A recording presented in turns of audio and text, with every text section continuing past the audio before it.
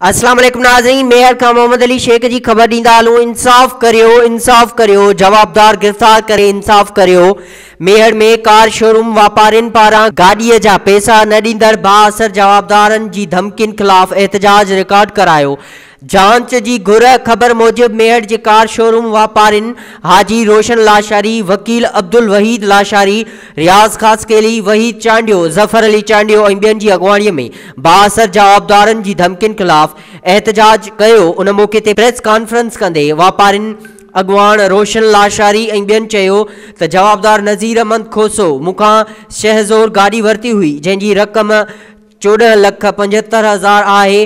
हुननि उन जे एवज़ मूंखे चेक ॾिना हुआ। हाणे जवाबदार मूंखे पैसा न पिया ॾियनि ऐं मूंखे धमकियूं पिया ॾियनि।